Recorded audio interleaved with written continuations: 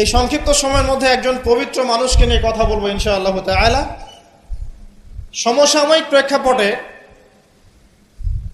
বিশেষ করে শেষ 100 বছরে যখন থেকে অটোম্যান এম্পায়ারদের ডিফিট করা হয়েছে 1921 সালের পর থেকে এই ট্রেন্ডটা খুব বেড়ে গেছে। নবী করিম সাল্লাল্লাহু আলাইহি ওয়াসাল্লামের পবিত্র চরিত্র নিয়ে এখন যে যার মতো করে ব্যাখ্যা করার প্রয়াস পেয়েছে আর কি।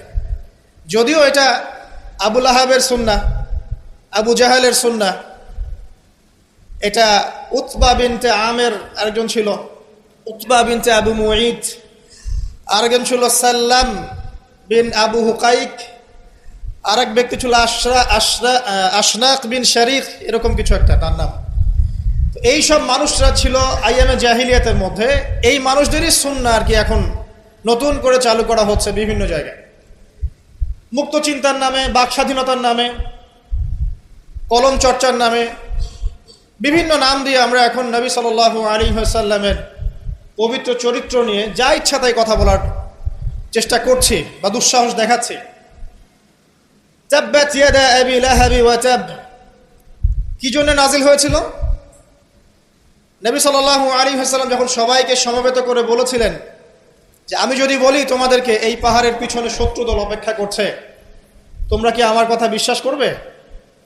সবাই বলেছিল যে আমরা তোমাকে আল আমিন বা সত্যবাদী বলে জানি, অবশ্যই তোমার কথা বিশ্বাস করব।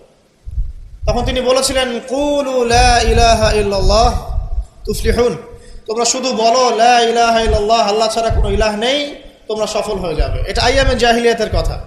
আবু লাহাব তালি দিয়েছিল, হাত দিয়ে তালি দিয়েছিল এবং ঢিল নিক্ষেপ করেছিল, নবী সাল্লাল্লাহু আলাইহি ওয়াসাল্লামকে কষ্ট দিয়েছিল।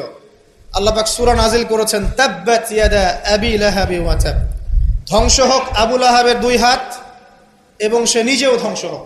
কিয়ামত পর্যন্ত এই পৃথিবীতে যদি একটা মুসলিমও বেঁচে থাকে এবং সে যদি কোরআন পড়তে জানে, সে আবু লাহাবকে এই সূরা পড়ার মধ্য দিয়ে অভিশাপ দিবে ইনশাআল্লাহ তাআলা। এটা নবী সাল্লাল্লাহু আলাইহি ওয়াসাল্লামের শান, তার মর্যাদা। সে শুধু একবার বলেছে হাততালি দিয়ে, এই কথা বলার জন্য আমাদেরকে ডেকেছিলে? এই কথা বলার জন্য আমাদেরকে ডেকেছ? আমরা আমাদের বাপ দাদাদেরকে, তাদের ইলাহকে ত্যাগ করে তোমার এক আল্লাহয় বিশ্বাস করব, এই জন্য ডেকেছ? ঢিল নিক্ষেপ করেছিল, গালি দিয়েছিল। তার আপন চাচা নবী সাল্লাল্লাহু আলাইহি ওয়াসাল্লামের আপন চাচা, আল্লাহ পাক আয়াত নাজিল করলেন আবু লাহাব ধ্বংস হোক এবং সে নিজেও।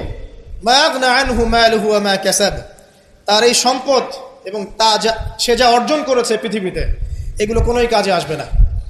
সায়াসলা নারান যাতা লাহাব, শীঘ্রই অচিরেই, সায়াসলা অচিরেই সে প্রবেশ করবে এমন আগুনে যে আগুন লাল অগ্নিশিখা নির্বাপিত করছে। সাথে ওয়ামরাতুহু, তার স্ত্রীও, হাম্মালাতাল হাতাব, যে কিনা কি করত? হাম্মালাতাল হাতাব, খড়কুটা বহন করত, নবী সাল্লাল্লাহু আলাইহি ওয়াসাল্লামের আঙিনায় ফেলতো। ফি জিদিহা হাবলুম মিন মাসাদ, তার গলায় থাকবে খেজুর পাকানো রশি, এটা দিয়ে আযাব দেওয়া হবে, নাউযুবিল্লাহ। কিয়ামত পর্যন্ত যত মানুষ বেঁচে থাকবে মুসলিম, যারা কোরআন পড়বে, ছোট হোক বড় হোক, ধনী গরিব, সাদা কালো, যে কোনো জায়গার, যে কোনো জাতির, যে কোনো বর্ণের, যে কোনো রঙের, আবু লাহাবকে সে কিয়ামত পর্যন্ত গালি দিতে থাকবে।